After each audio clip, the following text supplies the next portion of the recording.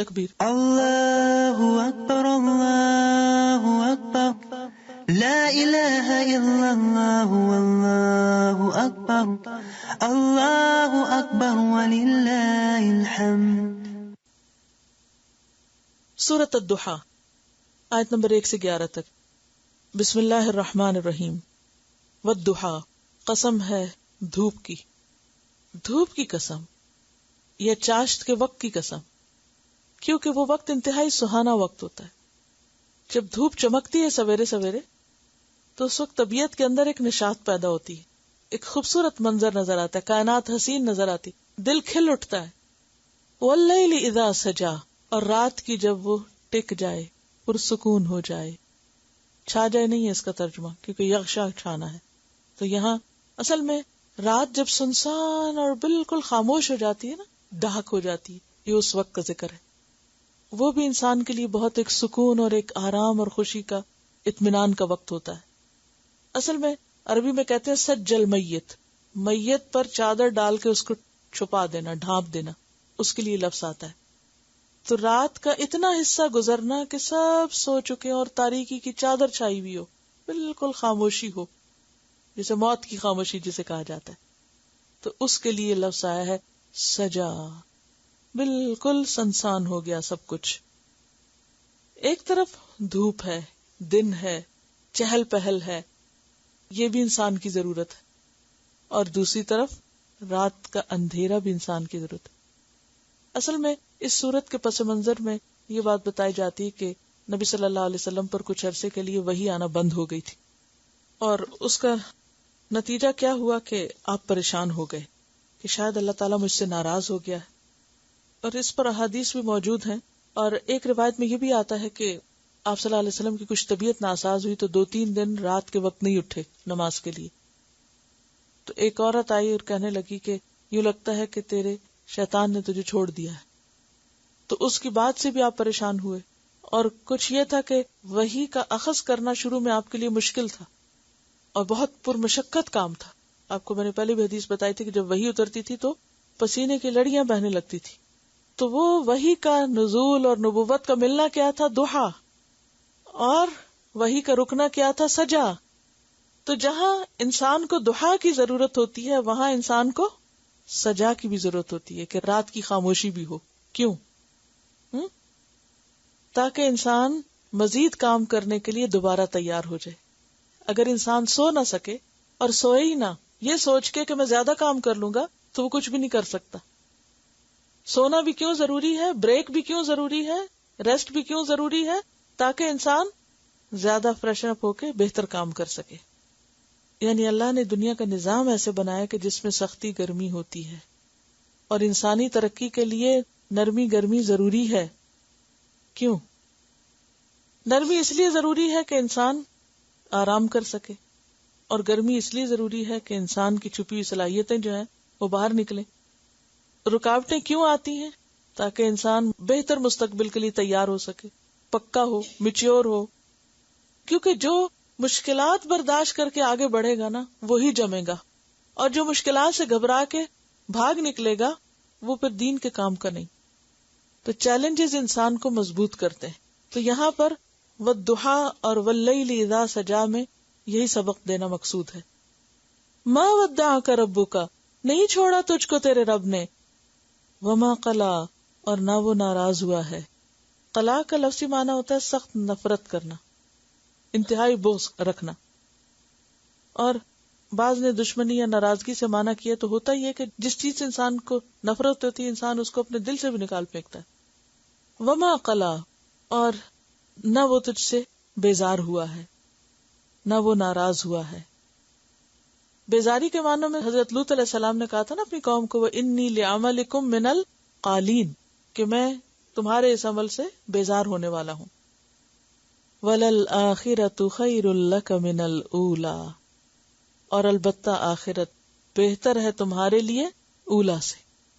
آخری دور پہلے دور سے زیادہ اچھا ہے. یعنی آج اگر آپ کو مشکلات پیش آ رہی ہیں، کیونکہ مکی صورت ہے نا، اور مکہ میں آپ کو نبوت کے دعوے کے ساتھ ہی مشکلات پیش آنا شروع ہو گئی تھی، تو تسلی دی جا رہی ہے کہ اگر آج مشکل وقت آ گیا ہے تو کل آسانی بھی ہوگی اور کل زیادہ بہتر وقت آئے گا. عسیٰ ان یبعثک ربک مقاما محمودا بھی ہوگا, اور وما عند اللہ خیر للابرار والآخرۃ خیر وابقیٰ, اور دنیا میں بھی بعد کا دور پہلے دور سے زیادہ بہتر.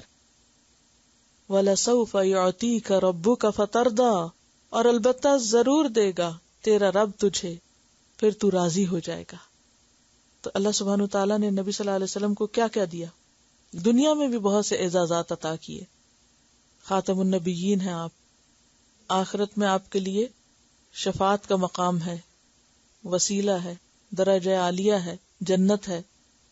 وَلَسَوْفَ يُعْطِيكَ رَبُّكَ فَتَرْضَىٰ, اور دنیا میں دین مکمل ہوا آپ کے ہاتھوں, آپ کو ایسے ساتھی ملے, یعنی صحابہ کرام جیسے ساتھی آپ کو ملے جو اپنے وقت کے ہیرے تھے, اور انہوں نے آپ کے لائے ہوئے مشن کی مزید آگے ترویج کی اور آگے بڑھایا اس کو. وَلَسَوْفَ يُعْطِيكَ رَبُّكَ فَتَرْضَىٰ, اور پھر اللہ تعالیٰ مزید تسلی دیتے ہیں ماضی کے حالات کو سامنے دکھا کر. أَلَمْ يَجِدْكَ يَتِيمًا فَآوَىٰ, دیکھو تو صحیح کہ ایسا نہیں ہو چکا کہ اس نے تجھے یتیم پایا پھر اس نے پناہ دی تجھ کو. یجد کا وجد یجد, وجود بھی اسی سے ہے, پانا. یتیمن, یتیم یعنی آپ یتیم پیدا ہوئے تھے. فآوا, تو اس نے پناہ دی, اس نے ایسا انتظام کیا کہ آپ ایک بہترین انسان کی شکل میں پل سکیں. ورنہ عام طور پہ کیا ہوتا ہے, جو بچے یتیم رہ جاتے ہیں اور ان کی کوئی صحیح تربیت کرنے والا نہیں ہوتا تو بعض اوقات بہت بگڑ بھی جاتے ہیں. لیکن نبی صلی اللہ علیہ وسلم یتیم ہونے کے باوجود اور پھر کچھ عرصے کے بعد والدہ بھی فوت ہو گئی, اس کے باوجود آپ کی تربیت اتنے اچھے انداز میں ہوئی, اتنا بہترین مقام آپ کو ملا کہ آپ ایک بہت ہی عظیم انسان کے طور پر پرورش پائے. اور یہ اللہ کا خاص احسان تھا آپ پر. وَوَجَدَكَ ضَالًّا فَهَدَىٰ, اور اس نے پایا آپ کو راہ بھولا پھر ہدایت دی. دیکھیے کہ بعض لوگ اس کو گمراہ کہتے, تو جو ہمارے یہاں اردو میں گمراہ کی سینس ہے نا وہ ذرا نیگیٹو ہے. تو مطلب راہ بھولا کا بھی یہی ہے, راہ بھول گیا, لیکن انداز ہے کہنے کا. تو اس نے آپ کو ناواقف راہ پایا پھر ہدایت دی. یعنی نبوت سے پہلے آپ تلاش حق کے لیے کہاں جاتے تھے؟ غار ہرا. اپنے بیوی بچوں سے دور جا کے غور و فکر کرتے, معاشرے کی حالت پہ کڑتے. آپ کے اوپر وہ جو ایک کیفیت تھی اس کو دور نہیں کیا اللہ نے, آپ کو راستہ نہیں دکھایا. جیسے آتا نا, ما کنت تدری مل کتاب ولا الایمان ولکن جعلناہ نورا نہدی بہ من نشاء من عبادنا, اور وَلَقَدْ آتَيْنَاكَ سَبْعًا مِنَ الْمَثَانِي وَالْقُرْآنِ الْعَظِيمِ, اور الْيَوْمَ أَكْمَلْتُ لَكُمْ دِينَكُمْ وَأَتْمَمْتُ عَلَيْكُمْ نِعْمَتِي, بہت نعمتیں آپ کو ملی تھی. وَوَجَدَكَ ضَالًّا فَهَدَىٰ, اور دال جو ہوتا ہے نا یہ ذہنی طور پر بھی راہ بھولنے کے لیے ہوتا ہے اور حصی طور پر بھی, اور محبت میں کسی پر فریفتہ ہونے کے لیے بھی آتا ہے. جیسے یعقوب علیہ السلام کے بچوں نے اپنے والد کو کیا کہا تھا, ان ابانا لفی ضلال مبین, کہ ہمارے والد تو کلی گمراہی میں. اب وہ گمراہی دین سے ہٹنا نہیں تھا, اس سے مراد کیا تھی کہ یوسف علیہ السلام کی محبت کی وجہ سے آپ ان کی طرف زیادہ مائل ہیں, یعنی آپ ادھر زیادہ جھکے ہوئے ہیں. تو سیدھے راستے سے دائیں یا بائیں ہونا کیا ہے, راہ گم کرنا. تو یہاں دلال کا مطلب نعوذ باللہ کو دین میں گمراہی نہیں ہے. تو دلال میں مانا پایا جاتا ہے صحیح راستے سے تھوڑا ہو یا زیادہ ہٹ جانا, یعنی تھوڑا سا ہٹنا یا زیادہ ہٹنا. یعنی اس بات کو کہ تھوڑا سا ہٹنا یا زیادہ ہٹنا کو آپ یوں سمجھے کہ جیسے آپ ابھی پریکٹس کریں, ایک نقطہ لگائیں ڈاٹ, اچھا اس کے ارد گرد چاروں طرف نقطے لگا دیں, جتنے لگتے ہیں لگا دیں. 4 لگائیں اور پھر 4 کے بیچ میں ایک اور لگائیں, 8 نقطے لگ جائیں گے. اب آپ اس نقطے سے شروع کر کے ایک لکیر کھینچیں, کہاں جاتا ہے؟ پھر وہ جو اینڈ ہے, نہیں سمجھ آیا؟ یعنی آپ دیکھیں نا کہ ایک نقطہ لگایا, پھر آپ نے 4 لگائے اس کے ارد گرد, پھر ان 4 کے بیچ میں ایک لگا دیا, وہ کیا ہو گئے؟ 8 نقطے ہو گئے. اب آپ دیکھیں اس سے زیادہ لگیں گے بھی نہیں. اچھا اب آپ دیکھیں کہ ایک نقطہ جو کہ ساتھ ساتھ ہے, سارے بالکل ساتھ ساتھ ہے, اگر اس کو آپ لکیر کھینچے تو اب آپ دیکھیں کہ کیا ہوگا. سینٹر والے سے اگر ایک کو کراس کر کے جائیں, دوسرے کو جائیں, تیسرے کو, تو وہ کوئی ادھر جا رہا ہے کوئی ادھر جا رہا ہے, کہ قریب ترین تھے. تو چھوٹا سا بھی رستے سے ہٹنا بعض اوقات وہ انسان کو دور پہنچا دیتے. جسے جہاز اڑتے ہیں نا، تو اگر ان کی ڈائریکشن میں ذرا سا بھی فرق ہو نا، چند انچز کا بھی، تو اینڈ میں کہیں سے کہیں پہنچ جائیں. ہاں نہیں، نقطے کے معاملے نہیں، جہاز کی بات کر رہی ہوں کہ وہاں اڑتے ہوئے اگر ذرا سا بھی ڈائریکشن میں فرق ہو تو جو ڈیسٹینیشن ہے وہ بدل جائے گا. وَوَجَدَكَ ضَالًّا فَهَدَىٰ، تو اس کا یہ مطلب نہیں کہ نعوذ باللہ نبی صلی اللہ علیہ وسلم اس سوسائٹی کی کسی غلط چیز میں پائے گئے تھے تو اللہ تعالیٰ نے آپ کو سیدھا راستہ دکھایا. اس کا مطلب یہ ہے کہ جو صحیح چیز نبوت اور وحی کے ذریعے آپ کو ملی وہ پہلے نہیں تھی آپ کے پاس. حالانکہ آپ ان لوگوں میں سے تھے جو شرک نہیں کرتے تھے، کبھی آپ نے شراب نہیں پی تھی، کبھی آپ نے کوئی اور برا کام نہیں کیا تھا، لیکن اصل دین تو وہی تھا جو پھر جبریل کے ذریعے آپ کے پاس بھیجا گیا. جس رب نے آپ کو یہ راستہ دکھایا وہ کیا آئندہ خیال نہیں کرے گا؟ کتنی خوبصورت آیت ہے. ہم سب کو بھی فکر ہوتی ہے نا، پتہ نہیں اس کے بعد کیا بنے گا. تو میں ہمیشہ تسلی دیتی ہوں اس سٹیج پر اپنے اسٹوڈنٹس کو کہ جو رب یہاں تک لایا نا وہ آگے بھی راستہ دکھائے گا. بات یہ ہے کہ ہماری تڑپ اور ہماری طلب جو ہے وہ زندہ رہے، سچی رہے. وَوَجَدَكَ عَائِلًا، اور پایا تجھ کو مفلس. عَالَ يَعِيلُ عَيْلَةً سے، عَيْلَةً مفلسی کو کہتے ہیں. یہ جو کہ آپ یتیم تھے اور پھر اس کے بعد آپ کے چچا ابو طالب جو تھے جن کی سرپرستی میں آپ تھے، وہ خود بھی عیالدار تھے اور مالی طور پہ بہت مضبوط نہیں تھے، لیکن جب حضرت خدیجہ رضی اللہ تعالیٰ عنہا سے آپ کی شادی ہوئی تو دنیاوی دولت بھی آپ کے پاس بہت آئی. وَوَجَدَكَ عَائِلًا فَأَغْنَىٰ، اور پایا تجھ کو عیالدار یا مفلس، فَأَغْنَىٰ، پھر اس نے غنی کر دیا، یعنی بے نیاز کر دیا، مالدار کر دیا. اب کرنا کیا ہے؟ فَأَمَّا الْيَتِيمَ فَلَا تَقْهَرْ، پھر یتیم دیکھیں مسلسل یتیم کی بات آ رہی ہے، اور یتیم کے معنوں میں بھی اور سمبولکلی بے سہارا لوگ، معاشرے کے بے سہارا. فَأَمَّا الْيَتِيمَ، تو جہاں تک یتیم کا تعلق ہے، فَلَا تَقْهَرْ، تو اس پہ قہر نہ کرنا، سختی نہ کرنا یا دباؤ نہ ڈالنا. قہر جو ہوتا ہے کسی زیر دست کو کمزور پا کے دبانے کے لیے آتا ہے کہ کوئی بول نہ سکے، ہل نہ سکے. یعنی بعض اوقات لوگ اگر کسی کی مدد کرتے ہیں یا کسی کے کام آتے ہیں تو پھر کیا کرتے ہیں، اس کو پورے کا پورا اپنے کنٹرول میں لینا چاہتے ہیں کہ وہ اپنی مرضی سے سانس بھی نہ لے سکے، کوئی ڈیسیژن نہ کر سکے، کچھ نہ کر سکے اپنے ارادے اور اپنی خواہش سے. وہ پھر اپنی ہر بات میں پابند ہو کس کا؟ اس کا جو اس کی مدد کر رہا ہے. ابھی انہوں نے بات کی تھی کہ دباؤ ڈالنا، یعنی جب ہم کسی کو کچھ دے دیتے ہیں نا تو پھر ہم جیسے قریبی رشتہ دار ہیں، اگر ان کو کچھ دے دیا تو پھر ہم کیا چاہتے ہیں، یہ ہمارے پنجے میں رہے، یہ ہمارے دباؤ میں رہے، اور یہ ہر وہ کام کریں جو ہم چاہتے ہیں اور وہ نہ کریں جو ہماری مرضی کے خلاف ہے یا ہمارے مفادات کے خلاف کام نہ کریں. تو ایسا کرنا جو ہے یہ درست نہیں.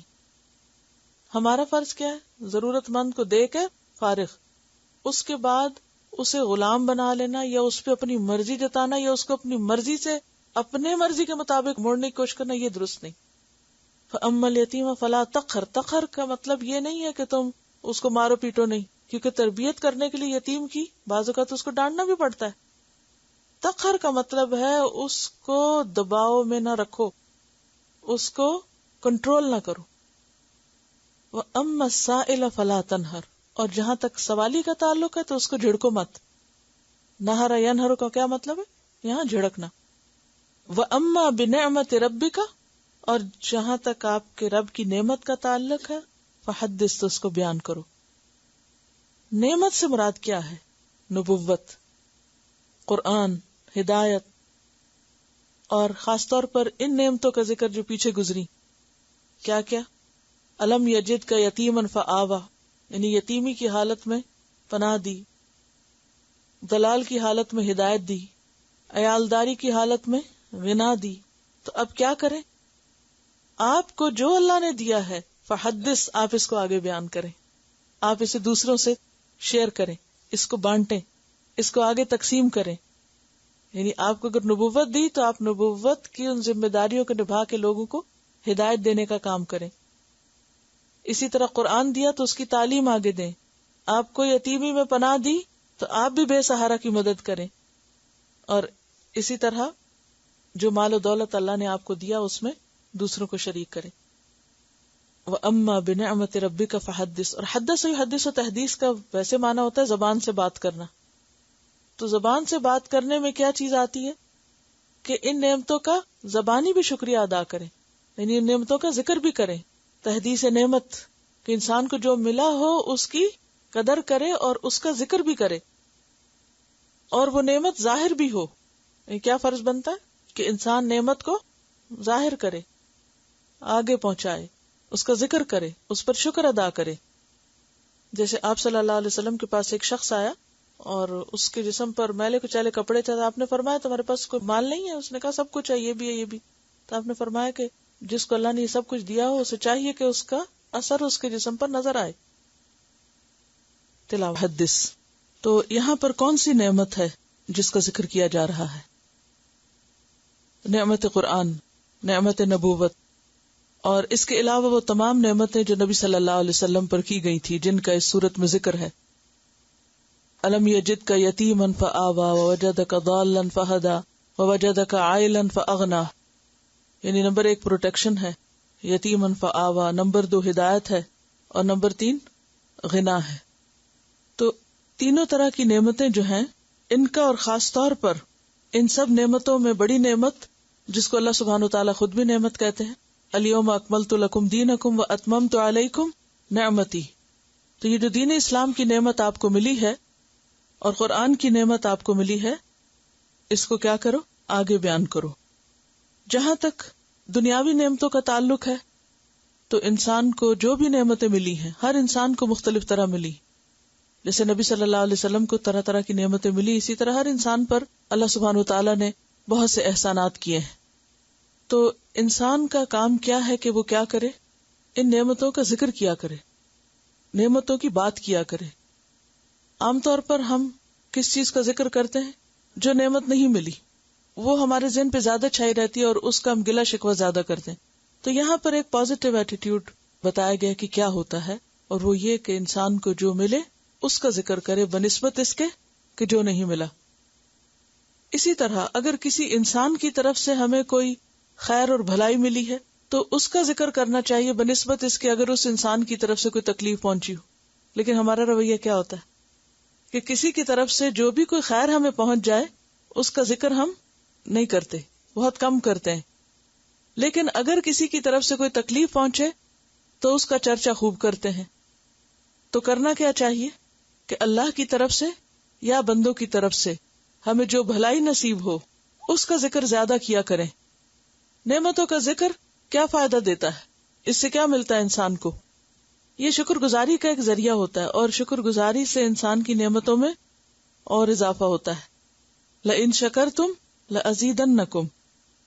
جہاں تک بندوں کے احسانات کا تعلق ہے تو حدیث میں آتا ہے کہ جو شخص لوگوں کے احسان پر ان کا شکر نہیں کرتا، جیسے شوہر کا احسان ہے، ماں باپ کا احسان ہے، بہن بھائیوں میں سے کوئی ہم پر احسان کرتا ہے، یا عام انسانوں میں سے کوئی اور ہم پر احسان کرتا ہے، تو جو لوگوں کا شکر ادا نہیں کرتا، من لم یشکر الناس لم یشکر اللہ، تو وہ اللہ کا بھی شکر گزار نہیں ہوتا، کوئی بڑا ہو یا چھوٹا ہو.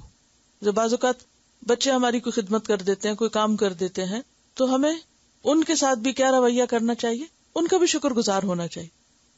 یعنی شکر گزاری یہ نہیں کہ ہم سے کوئی بڑا ہمارے ساتھ کوئی احسان کرے تو ہم اس کے شکر گزار ہوں، اور اگر ہم سے چھوٹا کوئی احسان ہم پر کرے تو ہم کہیں کہ اس نے کیا کیا، یا اس کا تو شکریہ نہ بھی کیا تو کیا کرے گا ہمارا، ہم اس کو فار گرانٹیڈ لے لیتے ہیں.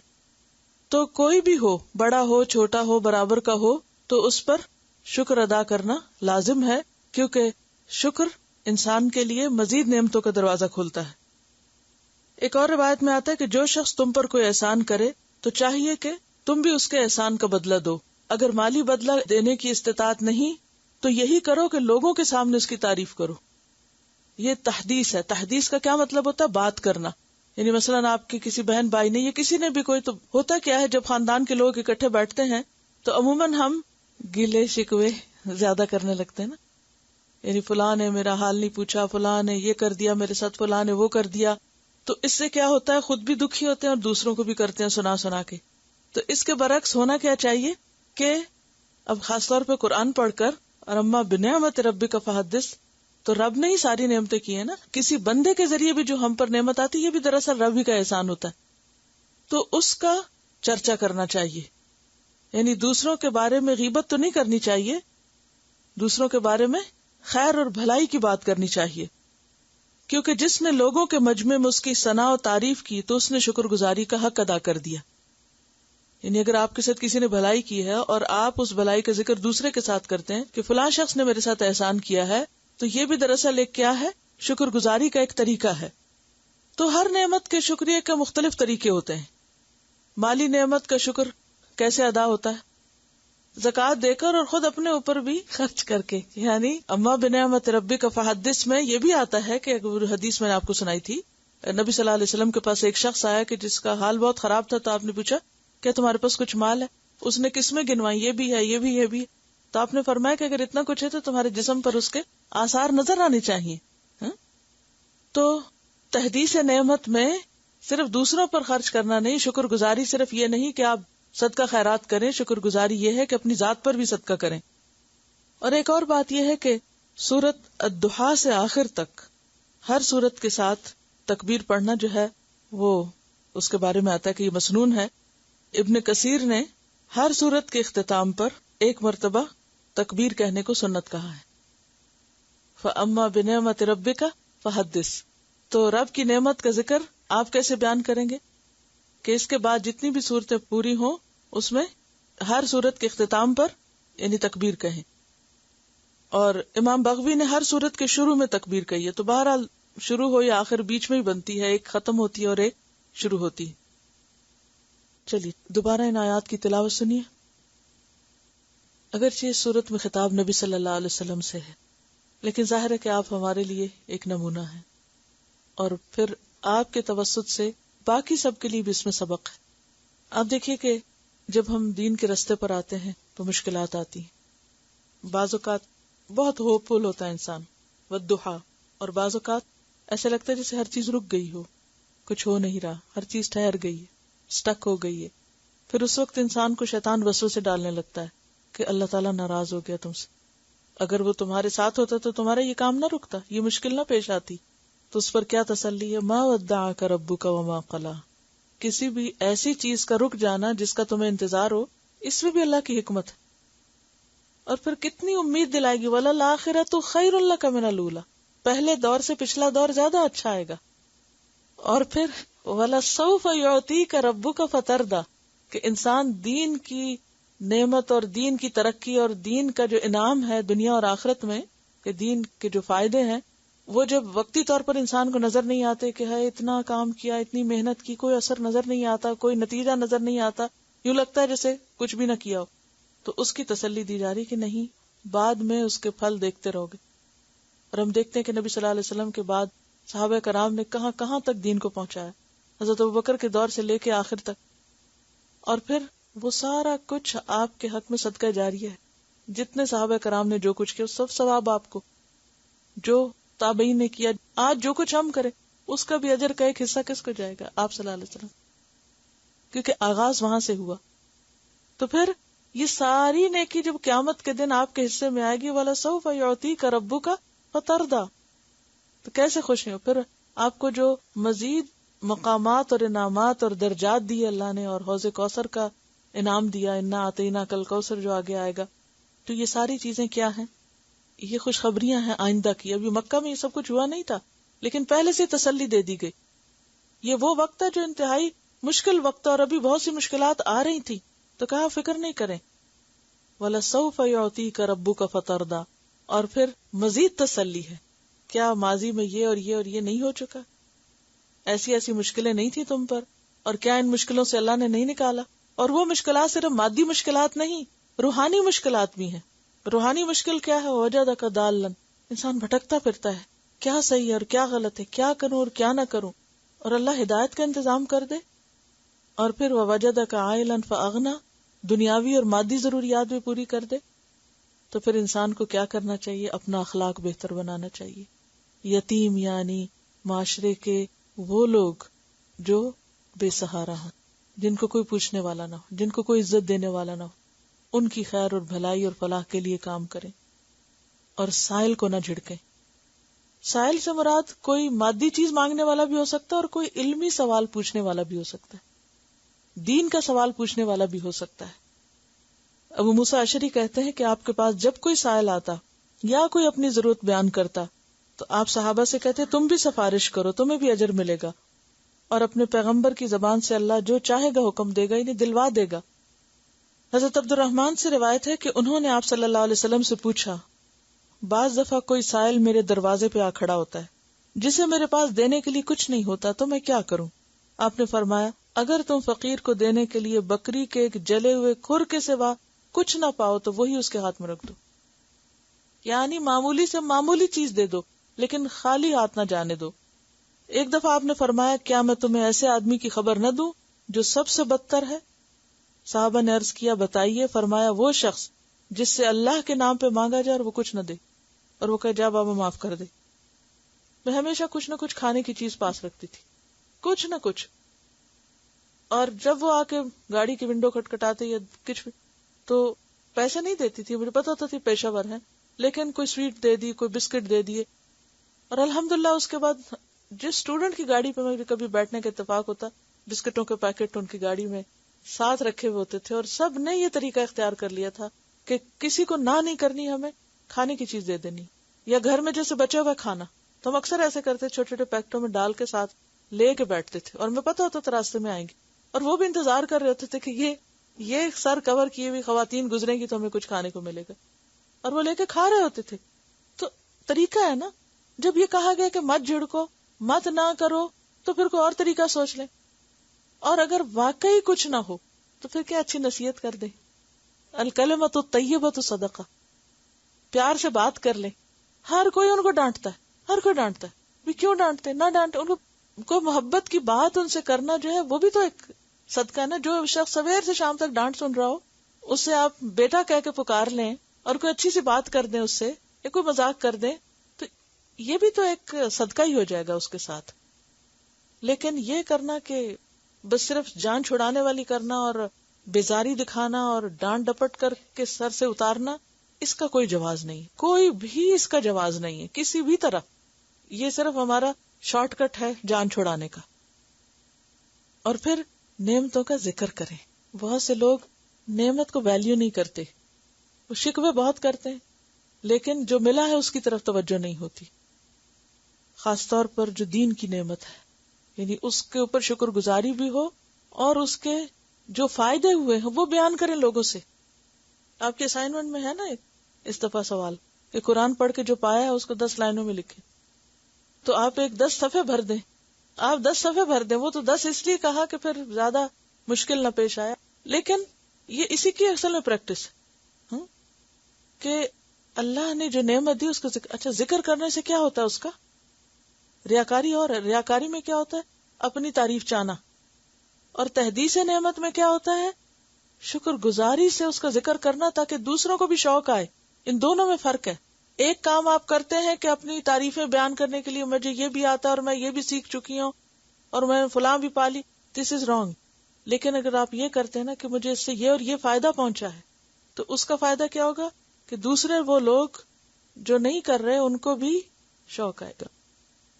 فحدث کا مطلب ہی یہی ہے کہ آپ صلی اللہ علیہ وسلم سے جب خطاب ہے تو مراد یہ کہ جو آپ کو ہدایت دی گئی ہے، جو نبوت عطا کی گئی ہے، جو دین ملا ہے، جو قرآن ملا ہے، آپ اس کا چرچا کریں، آگے اس نعمت کو بانٹیں، اس کو دوسروں تک پھیلائیں، دوسروں تک پہنچائیں۔ یہ ہے اس کا شکر ادا کرنا، ٹھیک ہے۔